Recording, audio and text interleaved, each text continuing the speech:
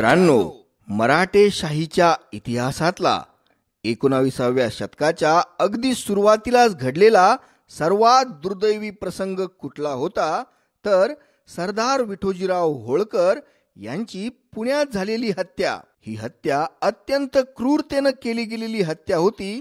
अगदी मुघलांनाही लाजवणारं क्रौर्य यावेळी मराठेशाहीत दाखवलं गेलं होतं। त्यावेळी भारताच्या जवळपास 70 ते 75% भूभागावर मराठ्यांचं मराठेशाहीचं निर्विवाद वर्चस्व होतं। पण आधुनिकीकरणामुळे आणि औद्योगिकीकरणामुळे इंग्रज हे भारतात प्रचंड प्रबळ बनलेले होते, तर मराठा संघ हा आपापसातल्या भांडणांमुळे वारसा हक्कांच्या संघर्षामुळे खूप कमजोर झालेला होता आणि इंग्रज मराठ्यांच्या या आपापसातल्या भांडणांमध्ये तेल ओतून आपली पोळी त्या जाळावर मनसोक्त भाजून घेत होते। मित्रांनो, साल 1795 सालानंतरच्या मराठेशाहीचं वर्णन केवळ 2 शब्दांमध्ये करायचं झालं तर ते असं करता येईल की बेबंदशाही आणि अनागोंदी। इंग्रजांचा संपूर्ण भारताला गिळण्याचा डाव ओळखण्या इतपत दूरदृष्टी संपूर्ण भारतात त्यावेळी 3च व्यक्तींना होती असं आपल्याला म्हणता येईल। या 3 व्यक्तींमध्ये पहिली व्यक्ती होती पुण्यातले नाना फडणवीस, दुसरी व्यक्ती होती म्हैसूरचा टिपू सुलतान आणि तिसरी व्यक्ती होती इंदोरचे महाराजा यशवंतराव होळकर। पण दुर्दैवानं नाना फडणवीसांचं खच्चीकरण हे शिंदेंनीच केलं। टिपू सुलतानाचं भारतीय सत्तांच्या एकीचं आव्हान आणि त्यानं जागतिक सत्ता असणाऱ्या इंग्रजांविरुद्ध फ्रान्सच्या नेपोलियनला केलेलं आवाहन हे भारतात कुणीही गंभीरतेनं घेतलंच नाही। या टिपू सुलतानाला इंग्रजांनी संपवून टाकलं आणि ज्या वेळेपर्यंत यशवंतराव होळकरांचा उदय भारतीय राजकारणाच्या पटलावर झाला होता त्यावेळेपर्यंत नाना फडणवीस आणि टिपू सुलतान ह्या दोघांचाही मृत्यू झाला होता। भारताचे नेपोलियन म्हणून ओळखल्या जाणाऱ्या दूरदृष्टीच्या यशवंतराव होळकरांना दुर्दैवानं एकाकी लढावं लागलं होतं। मित्रांनो, आज या व्हिडिओत मी तुम्हाला सरदार विठोजी होळकरांबद्दल, त्यांची क्रूरतेनं पुण्यात जी हत्या केली गेली होती तिच्याबद्दल, तत्कालीन राजकीय परिस्थितीबद्दल, त्या कारणांबद्दल आणि राजकारणाबद्दल कदाचित तुम्ही या अगोदर कुठेही न ऐकलेली माहिती सांगणार आहे। मुख्य विषयाकडे वळण्यापूर्वी या सर्व घटनेची पार्श्वभूमी सांगणं अत्यावश्यक आहे। 18व्या शतकात मराठेशाहीच्या रथाच्या उत्तरेकडची 2 चाकं होती, शिंदे आणि होळकर।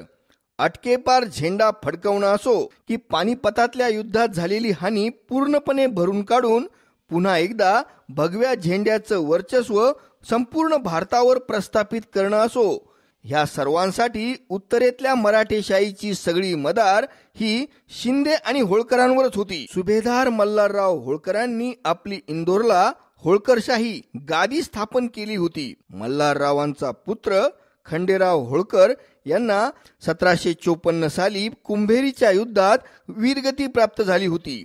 मल्हाररावांच्या कर्तबगार सुनबाई महान श्रीरत्न पुण्यश्लोक अहिल्यादेवी होळकर यांनी मग राज्यकारभार बघायला सुरुवात केली होती। 1766 साली मल्हारराव होळकरांचंही निधन झालं होतं, पण त्यापूर्वी त्यांनी आपल्या भावाचा मुलगा म्हणजे तानाजी होळकर यांचा मुलगा तुकोजी होळकर यांना दत्तक घेतलेलं होतं।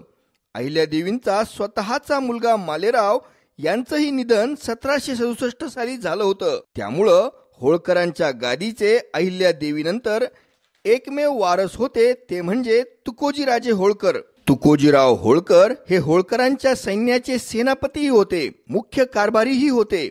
अहिल्यादेवींनी महेश्वर इथं राहून प्रशासन सांभाळायचं, तर तुकोजीराजेंनी फौज घेऊन पुण्यात राहायचं किंवा पेशवे सांगतील त्या लष्करी मोहिमांवर आपली होळकरशाही फौज घेऊन जायचं, असं होळकरांचं कामकाज चाललेलं होतं। तुकोजीराव होळकरांना एकूण 4 पुत्र होते, काशीराव, मल्हारराव, विठोजी आणि यशवंतराव।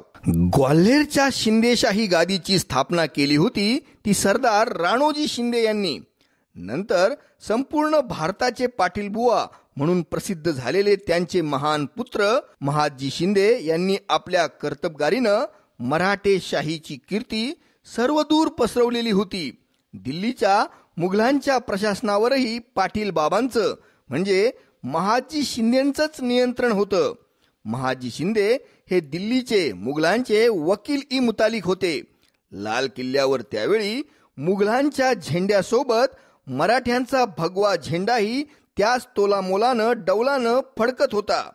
मुघल हे भारताचे नाममात्र शासक होते, तर सगळी शक्ती प्रत्यक्षात मराठ्यांच्याच हातात एकवटलेली होती. पण महाराष्ट्राच्या दुर्दैवानं हा मराठेशाहीचा दैदिप्यमान इतिहास लिब्रांडू डाव्या इतिहासकारांनी जाणीवपूर्वक लपवून ठेवलेला आहे. मराठ्यांबद्दलचा दुजाभाव बंगालच्या आणि उत्तरेच्या इतिहासकारांनी नेहमीच दाखवलेला आहे. दुर्दैवानं महादजी शिंदे यांनाही स्वतःचा पुत्र नव्हता. त्यामुळं पुढील काळात त्यांचे वारस म्हणून समोर आले होते त्यांचे बंधू तुकोजी शिंदे यांचे नातू दौलतराव शिंदे. तसं त्यावेळी सातारचे छत्रपती शाहू दुसरे हे नाममात्रच होते.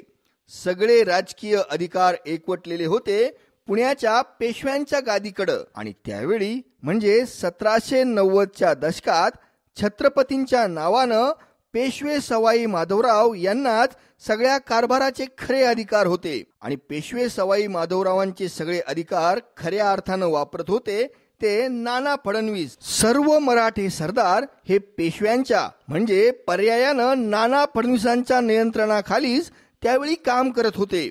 आणि नाना फडणवीसांनी नेहमीच उत्तरेच्या राजकारणात होळकरांपेक्षा शिंदेंनाच जरा जास्त झुकतं माप दिलेलं होतं. उत्तर भारतातल्या वर्चस्वावरून शिंदे आणि होळकर यांच्यामध्ये मोठी स्पर्धा होती. वतनदारीच्या महालांवरचा कब्जा, महसूल आणि खंड गोळा करण्यावरून शिंदे होळकरांमध्ये कुरबुरीही व्हायच्या, कधी छोट्या मोठ्या चकमकीही व्हायच्या. भारतातले इतर शासक म्हणजे शीख, बुंदेले, नवाब, जाट, रोहिले, राजपूत इत्यादी इत्यादी सर्वांकडून होळकर किंवा शिंदे हेच खंडणी गोळा करायचे. होळकरांची फौज त्यावेळी एक अत्यंत लढवई आणि अजिंक्य अशी फौज मानली जायची. अत्यंत निधड्या छातीचे योद्धे या फौजेत होते. पण महादजी शिंदेंनी मात्र आपली फौज अत्याधुनिक तोफखान्यानं आणि युरोपियन बंदुकांनी सुसज्ज बनवली होती. फ्रान्सचा लष्करी अधिकारी बेनॉइट डी बॉयने याच्या मार्गदर्शनाखाली आता शिंदेशाही फौज लढू लागली होती. तसं त्यावेळी वतनदारी, जमीनदारी, चौथाई, खंड गोळा करण्याची पद्धत मराठेशाहीमध्ये खोलवर रुजलेली होती. त्यामुळं मराठी सरदारांच्या आपापसातल्या लढाया, मराठी सरदारांच्या इलाक्यातल्या भाऊबंदक्या, वारसा हक्काच्या लढाया ही एक नित्याचीच बाब होती. पण पेशवाईतले सर्वात प्रबळ मराठी सरदार होते शिंदे आणि होळकर. वतनदारीच्या आणि खंड गोळा करण्याच्या वादापायी हे दोन मातब्बर सरदार लाखेरी ह्या राजस्थानातल्या एका गावाजवळ एकमेकांना 1 जून 1793 रोजी फार भीषण रीतीने भिडले. मराठेशाहीचे उत्तरेकडले डावे आणि उजवे हातच आता एकमेकांविरुद्ध लढत होते. लाखेरीचं शिंदे होळकरांचं हे युद्ध फारच भीषण होतं. पुण्यश्लोक अहिल्यादेवी होळकर आणि पाटील बाबा महादजी शिंदे यांच्या हयातीतच हे शिंदे होळकरांचं भयंकर युद्ध झालेलं होतं. अत्याधुनिक युरोपियन तोफा आणि बंदुकांनी सज्ज असणारं शिंदेशाही लष्कर फ्रान्सचा लष्करी अधिकारी बेनॉइट डे बॉयने ह्याच्याच नेतृत्वाखाली लढत होतं. तर होळकरशाही फौज ही मुख्यत्वे आपल्या घोडदळाच्या जोरावर आणि गनिमी काव्यावर भिस्त ठेवून होती. त्यावेळेपर्यंत होळकरांची फौज ही संपूर्ण भारतात अजिंक्य मानली जायची. तसं होळकरांनीही आपल्या पदरी युरोपियन अधिकारी आणि काही युरोपियन पलटणी ठेवलेल्या होत्या. पण शिंदेशाही फौजेच्या तुलनेत ही संख्या फारच कमी होती. आणि लाखेरीच्या या भीषण युद्धात शिंदेशाही फौजेच्या अत्याधुनिक हत्यारांचा विजय झाला. पारंपरिक पद्धतीनं लढणाऱ्या होळकरांचा दणदणीत पराभव झाला. पण तरीही होळकरांच्या वतीनं एक नाव ह्या युद्धात फार गाजलं. हे कडवे योद्धे मल्हारराव दुसरे होळकर हे सुभेदार तुकोजीराजे होळकर यांचे द्वितीय पुत्र होते. शिंदेशाही बंदुकांच्या वर्षावात जखमी होऊनही ह्या पठ्ठ्यानं शेवटपर्यंत मैदान सोडलेलं नव्हतं. पण शेवटी मैदानातच शुद्ध हरपल्यानं ते बेशुद्ध पडले. मृत्यूलाही न घाबरणाऱ्या मल्हारराव दुसरे होळकर यांचं नेतृत्व होळकरशाही फौजेनं मान्य केलं होतं ते ह्याच युद्धानंतर. लाखेरीच्या युद्धातल्या होळकरांच्या पराभवानंतर शिंदेंचं पारडं उत्तर भारतात जास्त जड झालं होतं. पण नंतर नाना फडणवीसांनी होळकर शिंदेमध्ये समेट घडवून आणला आणि नंतर सर्वांनी मिळून खर्ड्याच्या युद्धात निजामाचा दणदणीत पराभवही केला होता. पण यानंतर मात्र मराठेशाहीत प्रचंड मोठ्या उलथापालथीच्या घटना घडल्या होत्या. मराठेशाहीच्या दुर्दैवानं अनेक कर्तबगार माणसांचं ह्या काळात निधन झालं होतं. त्यामुळं गादीसाठी आणि वारसा हक्कासाठी बहुतांश मराठी सरदारांच्या प्रदेशात घरामध्ये लढाया आणि वाद सुरू झाले होते. फेब्रुवारी 1794 साली महान नेते संपूर्ण भारताचे पाटील बुवा महाजी शिंदेचं निधन झालं आणि त्यांच्या शिंदेशाही गादीमध्ये वारसा हक्कावरून वाद सुरू झाले.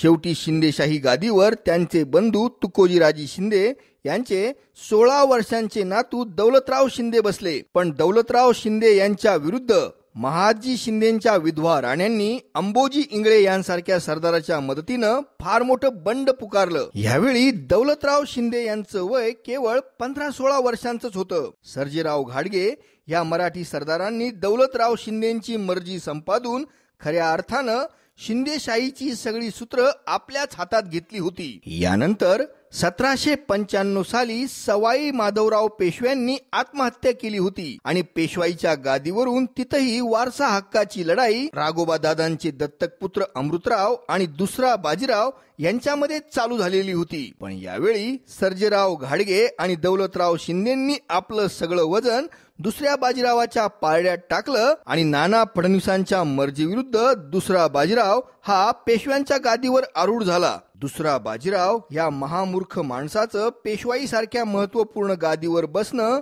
ही संपूर्ण भारतासाठी एक दुर्दैवी घटना होती. तसंच 1795 सालीच पुण्यश्लोक अहिल्यादेवी होळकरांचंही निधन झालं होतं आणि होळकरशाहीची धुरा ही तुकोजीराव होळकर सांभाळू लागले होते. पण पुढे 1-2 वर्षाच्या आतच शारीरिक व्याधींनी जर्जर होऊन तुकोजीराव होळकर अंथरुणाला खिळले आणि होळकर शाहीमध्ये सुद्धा वारसा हक्काची लढाई तुकोजीराजेंच्या पुत्रांमध्ये सुरू झाली. थोडक्यात सांगायचं झालं तर शिंदे, होळकर आणि पेशवे ह्या तीनही मराठे शाहीच्या सत्ता केंद्रांमध्ये वारसा हक्काच्या अंतर्गत लढाया साल 1795 नंतर जोरदार सुरू झाल्या होत्या. तसं तुकोजीराजे होळकरांना जरी 4 मुलं होती तरी सत्तेची मुख्य स्पर्धा होती ती काशीराव आणि मल्हारराव दुसरे ह्या 2 थोरल्यांमध्ये. धाकटे विठोजीराव आणि यशवंतराव हे कुणाच्या गणतीतही नव्हते. त्याची 2 मुख्य कारणं होती. पहिलं कारण असं होतं की दुसरे मल्हारराव होळकर हे एक फार महान योद्धा होते आणि दुसरं कारण असं होतं की विठोजीराव आणि यशवंतराव यांची आई यमुनाबाई या तुकोजी राजांच्या खांडाराणी होत्या. म्हणजे युद्धाच्या समझोत्याच्या स्वरूपात यमुनाबाईंचा विवाह तुकोजी राजांसोबत झालेला होता. स्वतः तुकोजीरावांची पसंती मात्र त्यांचे थोरले पुत्र काशीराव यांना होती. पण दुर्दैवानं काशीराव हे फारसे बुद्धिमान किंवा लढवय्ये नव्हते.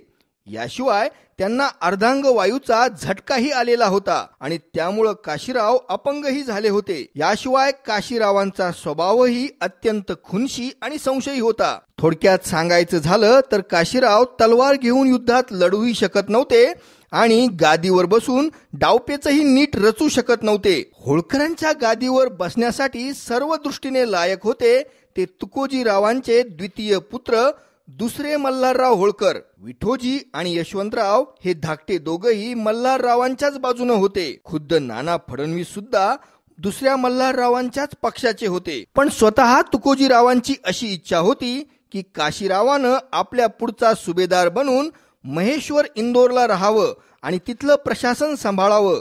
तर दुसऱ्या मल्हाररावांनी होळकरी फौज घेऊन पुण्याला थांबावं. आपल्या दुसऱ्या मुलानं मल्हाररावानं मराठेशाहीची सेवा पेशव्यांच्या मार्गदर्शनाखाली करावी. अहिल्यादेवी आणि तुकोजीराजे यांनी ज्या प्रकारे अनेक दशके इंदोरचा कारभार चालवला होता तसाच कारभार काशीराव आणि मल्हारराव यांनी एकमेकांशी प्रेमानं नातं ठेवून करावा अशी तुकोजीरावांची इच्छा होती. म्हणून तुकोजीरावांनी आपला उत्तराधिकारी म्हणून काशीरावाला घोषित केलं आणि होळकरशाही फौजेचा सेनापती म्हणून मल्हारराव होळकरांना घोषित करण्याची त्यांची इच्छा होती. पण काशीरावानं मात्र मल्हाररावांना लष्कराचा प्रमुख आणि दौलतीचा बक्षी म्हणून नेमण्यासाठी प्रखर विरोध केला, ठाम नकार दिला. यावेळी काशीरावाच्या मदतीला दुसरा बाजीराव, सर्जेराव घाटगे आणि दौलतराव शिंदे धावून आले. मग शिंदे, घाडगे आणि दुसऱ्या बाजीरावाच्या दबावाखाली आलेल्या तुकोजीरावांनी होळकरांचा मुख्य बक्षी आणि सेनापती या पदावर बापूजी होळकर यांना नेमलं. यावर नाराज झालेल्या दुसऱ्या मल्हारराव होळकरांनी होळकरी फौजेचा मुख्य तळ आपल्या काही फौजेसकट सोडला आणि ते पुण्याजवळ भांबुर्ड्याला म्हणजे आजच्या शिवाजीनगर डेक्कन भागात ते जाऊन राहिले. 15 ऑगस्ट 1797 रोजी तुकोजीराव होळकरांचं निधन झालं. बुद्धिमान आणि लढवय्या मल्हाररावांपेक्षा घाबरट आणि अपंग काशीराव हा होळकरांच्या गादीवर बसणं हे दौलतराव शिंदे आणि सर्जेराव घाडगे यांच्यासाठी फार सोयीस्कर होतं. होळकरांच्या उत्तर भारतातल्या फार मोठ्या वतनदारीवर, दौलतीवर शिंदेंचा डोळा होता, पण मल्हारराव दुसरे हा त्यामधला मुख्य अडथळा होता. बुद्धिमान आणि लढवय्ये मल्हारराव काही स्वस्त बसणार नव्हते, म्हणून दुसऱ्या मल्हाररावांना मार्गातून दूर हटवण्यासाठी काशीराव होळकर, सर्जेराव घाडगे, दौलतराव शिंदे आणि दुसरे बाजीराव पेशवे यांनी मिळून एक महत्वाकांक्षी कट रचला. तो म्हणजे भांबुर्ड्याला तळ करून राहणाऱ्या मल्हारराव दुसरे होळकर यांच्यावर अचानक खूप मोठी फौज घेऊन हल्ला चढवायचा. भांबुर्ड्याला तळ ठोकून असणाऱ्या मल्हारराव, यशवंतराव आणि विठोजीराव या काशीरावांच्या तीनही बंधूंची कत्तल करायची, जेणेकरून होळकरांच्या गादीला एकमेव वारस उरेल, तो म्हणजे अपंग घाबरट असा काशीराव. मग आपण या काशीरावाला केवळ बोलक्या बावल्यासारखं गादीवर ठेवून होळकरी दौलत आणि त्यांचे सारे महाल आपल्याकडे घेऊ. आणि ह्या योजनेनुसार शिंदेशाही फौजेनं अचानक एक जोरदार हल्ला मध्यरात्री मल्हाररावांच्या तळावर भांबुर्ड्यावर केला. हा हल्ला 14 सप्टेंबर 1797 रात्री केला गेला होता. त्यावेळी तुकोजीराव होळकरांचा मृत्यू होऊन जेमतेम महिना सुद्धा पूर्ण झालेला नव्हता. शिंद्यांनी खूप मोठी फौज घेऊन मल्हारराव होळकरांवर रात्रीच्या वेळी अचानक हल्ला केलेला होता. मल्हारराव होळकर, विठोजी होळकर आणि यशवंतराव होळकर शर्थीनं लढले, पण दुर्दैवानं मल्हारराव होळकर ह्यामध्ये ठार झाले, तर यशवंतराव होळकर आणि विठोजीराव होळकर कसाबसा अंधाराचा फायदा घेऊन आपला जीव वाचवून तिथून पळण्यात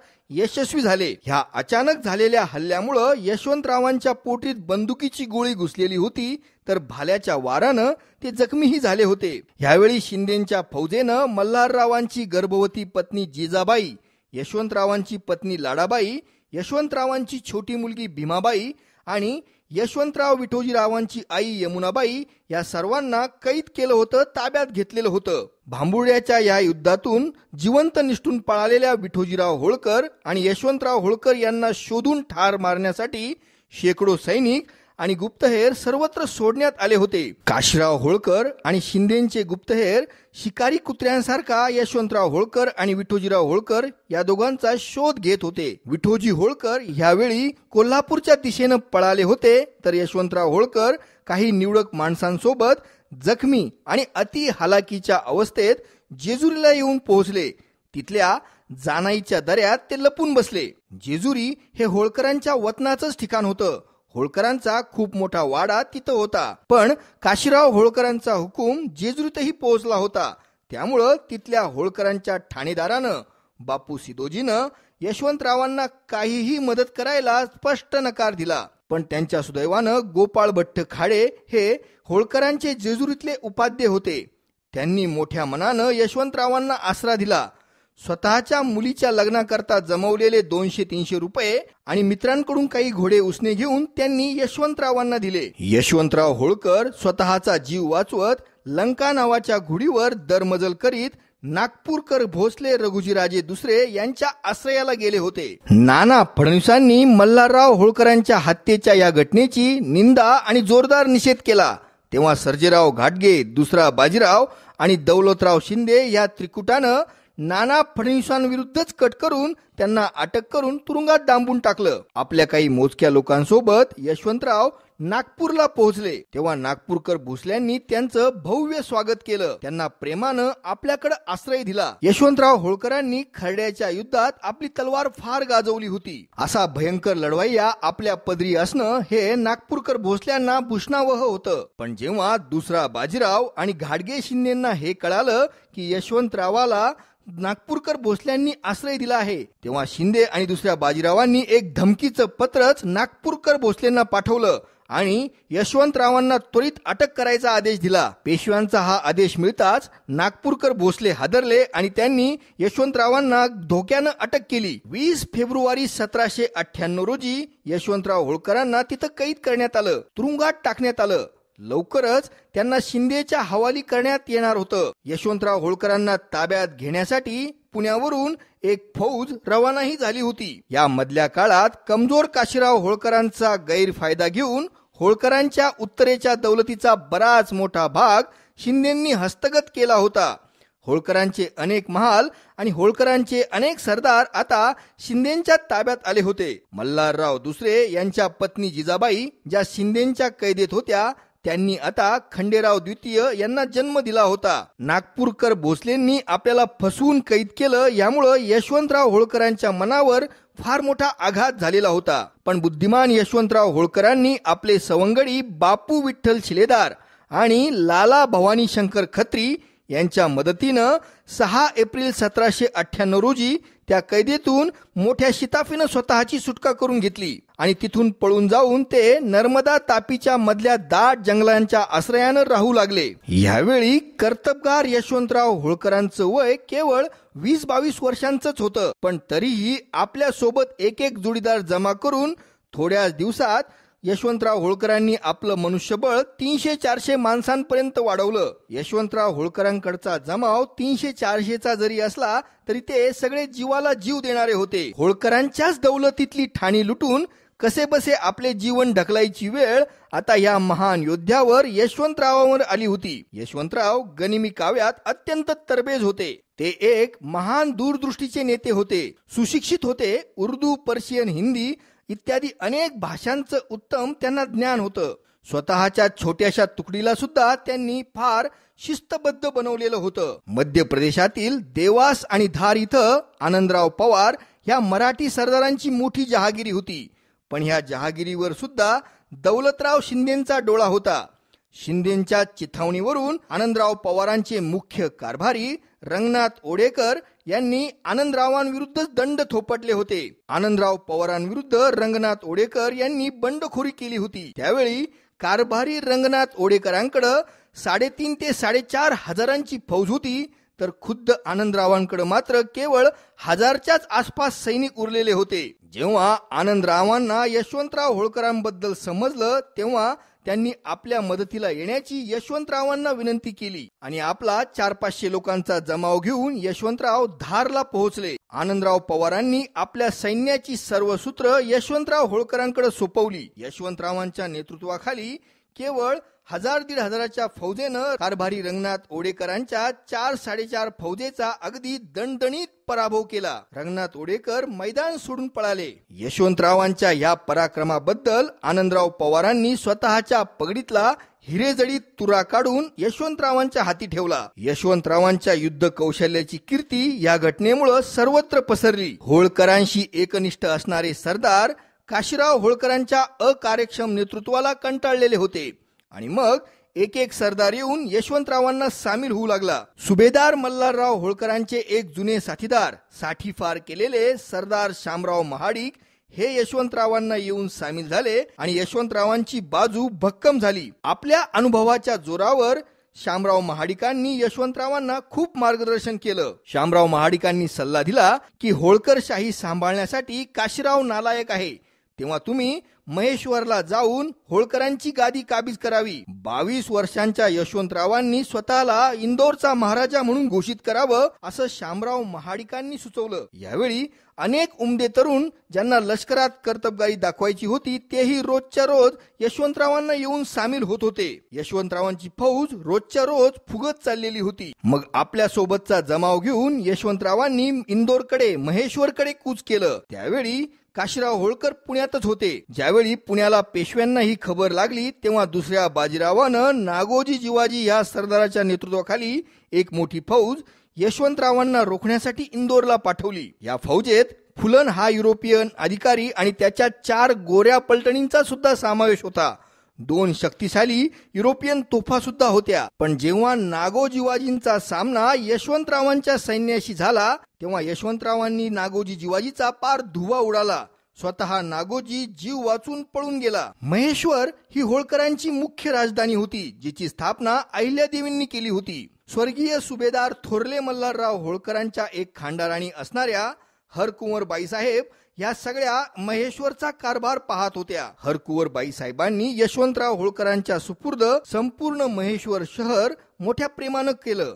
डिसेंबर 1798 मध्ये त्यांनी महेश्वरचा ताबा यशवंतरावांच्या हवाली केला होता. एवढंच नव्हे तर या हरकुंवर बाईसाहेबांनी स्वतःच्या खाजगी संपत्तीतले लाखभर रुपयेही यशवंतरावांना मोठी फौज उभारण्यासाठी दिले. यानंतर यशवंतराव होळकरांनी स्वतःला 6 जानेवारी 1699 रोजी माळव्याचे स्वतंत्र सार्वभौम राजा म्हणून वेदोक्त पद्धतीने राज्याभिषेक करून घेतला. यावेळी त्यांना मुघलांनी आणि ब्रिटिशांनी सुद्धा एक सार्वभौम राजा म्हणून मान्यता देऊन टाकली. महाराजा धीराज, अली जाह, जुबदत उल उमरा, बहादूर उल मुल्क, फर्जंदी अर्जमन, नुसरत जंग असे अनेक किताब मुघलांनी आणि इंग्रजांनी त्यांना बहाल केले. यशवंतरावांनी होळकरशाहीची सूत्रे सांभाळताच त्यांच्याकडे अनेक छोट्या मोठ्या सरदारांची रीगच लागली. अमीर खान पिंढारी आपली 10,000ची फौज घेऊन यशवंतरावांना सामील झाला. महाराजा यशवंतराव हे अत्यंत बुद्धिमान होते.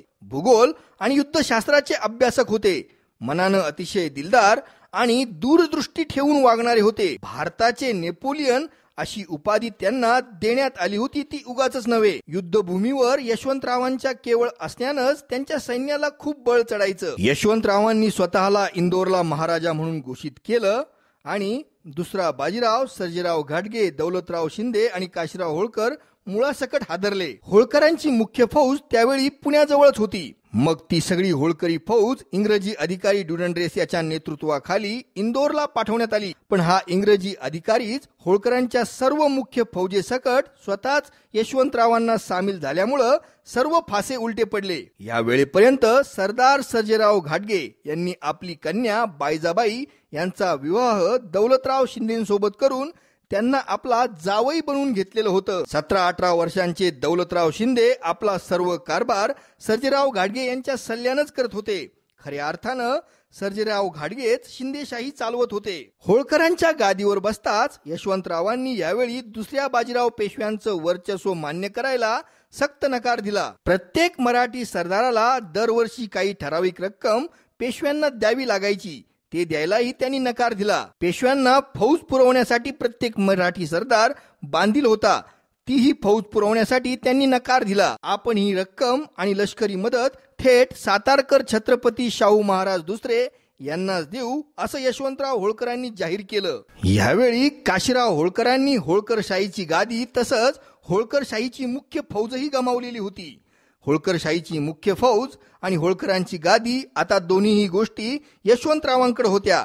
त्यामुळं काशीरावाला रिकामं पुण्यात पोचण्यात काही अर्थ नव्हता. म्हणून काशीरावाला समझोता करण्यासाठी दौलतराव शिंदे, सर्जेराव घाटगे आणि दुसऱ्या बाजीरावानं यशवंतराव होळकरांकडे पाठवलं. मग काशीराव होळकर जेव्हा महेश्वरमध्ये आले तेव्हा त्यांना कैद करून यशवंतरावांनी सेंधव्याच्या किल्ल्यात ठेवलं. शिंदेच्या कैदेत असणारे दिवंगत मल्हारराव दुसरे यांचे पुत्र खंडेराव हेच होळकरांचे पुढचे वारस असतील असं यशवंतराव होळकरांनी जाहीर केलं होतं. त्यामुळं संपूर्ण होळकरशाही फौजेची यशवंतराव होळकरांवर फार मोठी श्रद्धा बसलेली होती. मधल्या काळात दौलतराव शिंदेंनी होळकरांचे उत्तरेतले खूप सारे महाल आणि परगणे आपल्या कब्जात घेतलेले होते. परत पुन्हा मिळवून होळकरशाहीची दौलत वाढवणे, महसूल वाढवणे आता हे यशवंतरावांसमोरचे मुख्य लक्ष होते. यासोबतच त्यांनी प्रशासनावरही अत्यंत उत्तम अधिकारी नेमून प्रशासनाची योग्य सोय लावली. मग यशवंतराव होळकरांनी पूर्ण ताकदीनिशी उत्तरेत आपला गेलेला मुलूक परत मिळवण्यासाठी मोहिमा सुरू केल्या. शिंदेच्या ताब्यातून एक एक महाल परगणा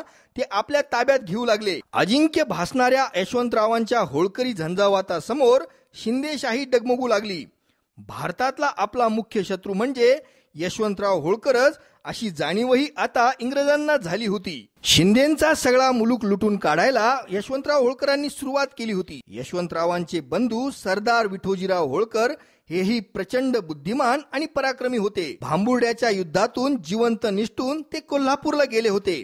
विठोजीराव होळकरांनीही कोल्हापूरच्या परिसरात दुसरा बाजीराव आणि घाटगे शिंदेंवर नाराज असलेल्या सरदारांना एकत्र करून आपली मोठी फौज जमवलेली होती. पेशवाईच्या वर्चस्वाला उत्तर भारतात महाराजा यशवंतराव सुरुंग लावत होते, तर दक्षिण भारतात विठोजी होळकर हादरे देत होते. सरदार विठोजीराव होळकरांनी तर असं घोषित केलं होतं की पेशवाईचा खरा वारस हा दुसरा बाजीराव नसून राघोबा दादांचा दत्तक पुत्र अमृतराव हाच आहे, आणि अमृतरावाच्याच नावानं ते खंड गोळा करीत होते. मंगळवेढा, पंढरपूर आणि कुरकुम या पेशव्यांच्या वतनांवर त्यांनी कब्जा केला होता आणि आपला प्रदेश ते हळूहळू वाढवतच नेत होते. दुसऱ्या बाजीराव पेशव्यानं विठोजी होळकरांविरुद्ध अनेक मोहिमा काढल्या, पण विठोजी होळकर त्याला दादच देत नव्हते. पहिल्यांदा दुसऱ्या बाजीरावानं गंगाधर बावनपागे यांच्या नेतृत्वाखाली एक फौज विठोजीरावांवर पाठवली, पण बावनपागे हे स्वतःच विठोजीरावांना आपल्या फौजेसकट सामील झाले. मग दुसऱ्या बाजीरावानं नंतर बाळाजी पटवर्धन या सरदारांना पाठवलं. या सरदारांसोबत त्यांनी पानसे या सरदारांच्या नेतृत्वाखालचा भक्कम तोफखाना सुद्धा दिला होता. पण विठोजी होळकरांनी बाळाजी पटवर्धनांचा मैदानात दणदणीत पराभव केला.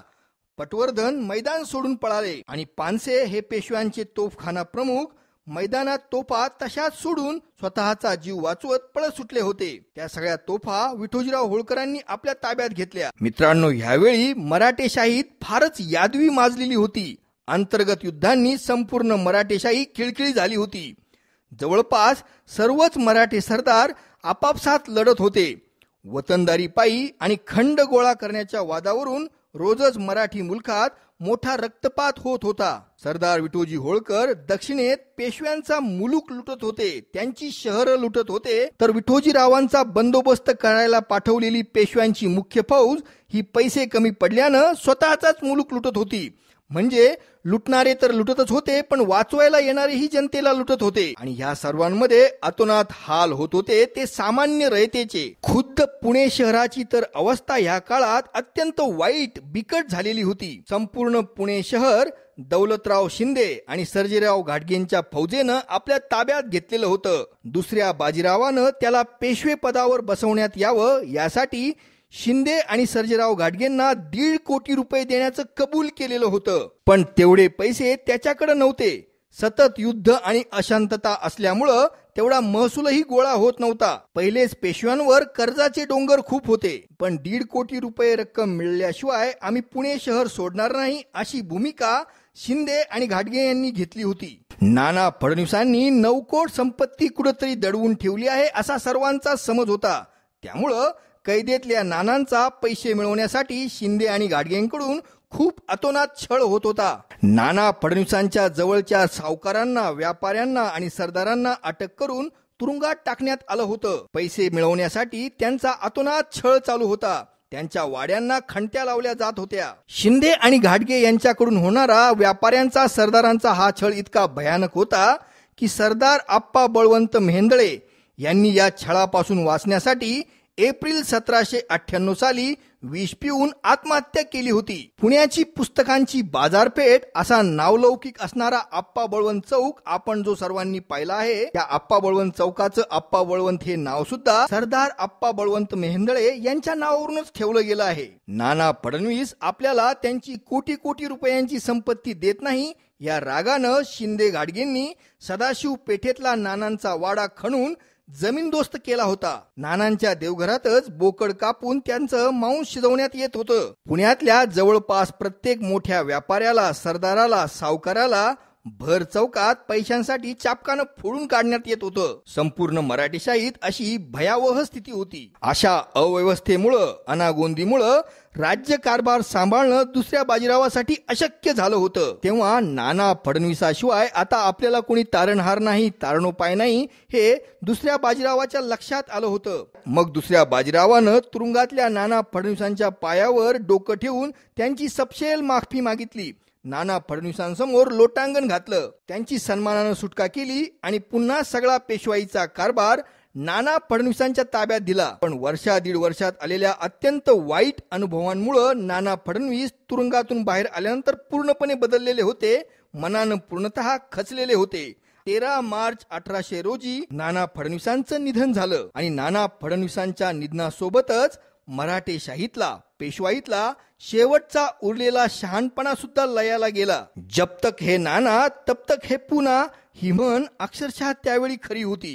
नाना फडणवीसांच्या निधनानं रिक्त झालेली जागा मग बाळोजी कुंजीर नावाच्या एका आतताई आणि मूर्ख कारभार्यानं घेतली. तसंही त्याचा मालक दुसरा बाजीराव हा पहिल्यापासून महामूर्ख होताच, पण अंधारात आशेचा किरण असावा तसंही या सर्व धामधुमीच्या काळात पेशव्यांसाठी आपलं कर्तव्य शांतपणे बजावणारी, बुद्धिमत्तेनं पेशवाईला टिकवून धरणारी एकमेव व्यक्ती होती ती म्हणजे पेशव्यांचे सरदार सेनापती सरदार बापू गोखले. सरदार विठोजीराव होळकरांनी प्रचंड धडका मारून दक्षिणेतलं पेशवाईचं अस्तित्वच धोक्यात आणलेलं होतं. तेव्हा विठोजीरावांचा बंदोबस्त करण्यासाठी दुसऱ्या बाजीरावानं आपला हुकुमाचा एक्का बाहेर काढला आणि बापू गोखल्यांना फार मोठी फौज घेऊन सरदार विठोजीराव होळकरांविरुद्ध पाठवलं. सेनापती बापू गोखलेंनी आपलं सर्व लष्करी कसब पणाला लावून गनिमी काव्याचे उत्तम डावपेच रचून श्रीगोंद्याजवळच्या मांडवगणला एप्रिल 1801 मध्ये विठोजीराव होळकर यांना कैद केलं. सरदार विठोजीराव होळकर, त्यांच्या पत्नी आणि छोटा मुलगा हरिराव होळकर यांना पुण्यात आणलं गेलं. सरदार विठोजीराव होळकर यांना दुसरा बाजीराव तुरुंगात टाकील,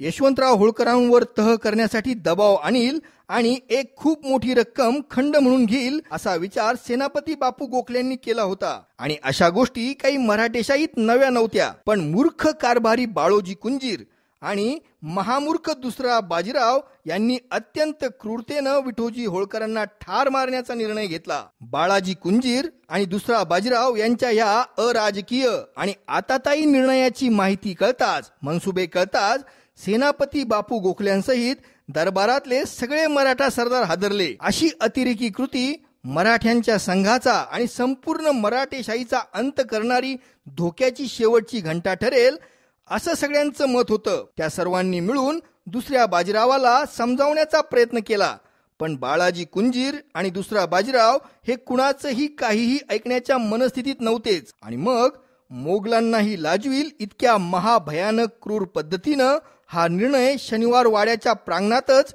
अंमलात आणला गेला. 16 एप्रिल 1801 रोजी शनिवार वाड्याच्या प्रांगणात विठोजीराव होळकरांच्या पायात बेडी अडकवून ती हत्तीच्या पायाशी बांधण्यात आली. स्वतः दुसरा बाजीराव पेशवा हे सगळं दृश्य शनिवार वाड्याच्या सज्जात बसून बघत होता. विठोजीराव होळकरांना 200 कमच्या मारण्याची आज्ञा झाली. कमची म्हणजे वेताची छडी. ह्या छड्या मारताना विठोजीरावांच्या अंगातून रक्ताच्या चिळकांड्या उडत होत्या. आणि सर्वात वाईट गोष्ट म्हणजे ही सर्व सजा विठोजींना त्यांच्या बायको समोर आणि छोट्या मुलासमोर हरिरावासमोरच देण्यात येत होती. विठोजी होळकरांची ती अवस्था पाहून खुद्द दुसरा बाजीराव मजेनं हसत होता आणि विठोजीरावांची पत्नी पदर पसरीत आपल्या मुलाला दाखवत पेशव्यांकडे गयावया करत होती. पतीच्या प्राणांची भीक मागत होती. आपण वाटेल तो खंड घ्या, पण माझ्या पतीला जिवंत सोडा अशा विनवण्या करत होती.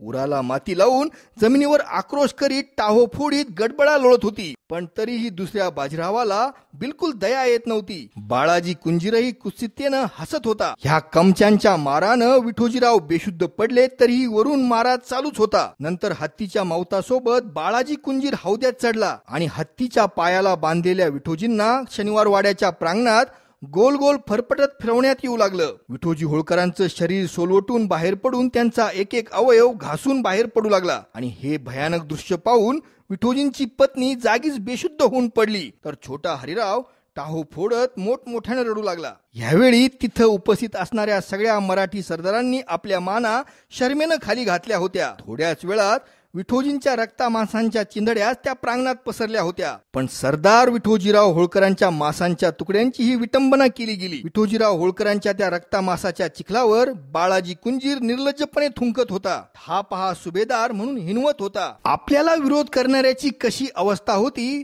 ते दाखवण्यासाठी शनिवार वाड्याच्या समोरचा तो रक्त मांसाचा चिखल दुसऱ्या दिवसापर्यंतही कायम ठेवण्यात आला होता. सरदार विठोजी होळकरांचे अंत्यसंस्कारही करण्यात येऊ नये अशी बाळाजी कुंजीर आणि दुसऱ्या बाजीरावाची इच्छा होती. पण इतर मराठा सरदारांनी मात्र त्याला कडाडून विरोध केला. मग विठोजींच्या शरीराचे तुकडे एकत्र करून कसेबसे अंत्यसंस्कार उरकण्यात आले. विठोजींच्या पत्नीची यावेळी सती जाण्याची इच्छा होती, पण आपल्याला सतीचा शाप लागेल या भीतीनं बाजीरावानं तिला आणि हरिरावाला तुरुंगात कैद करून टाकलं. विठोजींची पत्नी सती जाणार नाही अशी व्यवस्था केली. मित्रांनो, सरदार विठोजीराव होळकर या महान सेनानींची ज्या क्रूर पद्धतीनं, ज्या भयंकर पद्धतीनं हत्या करण्यात आली होती, ती गोष्ट मराठेशाहीला काळीमा फासणारी होती. जर विठोजीराव होळकरांना मृत्यूदंडच द्यायचा होता, तो सन्मानित आणि विरोचित पद्धतीनेही देता आला असता.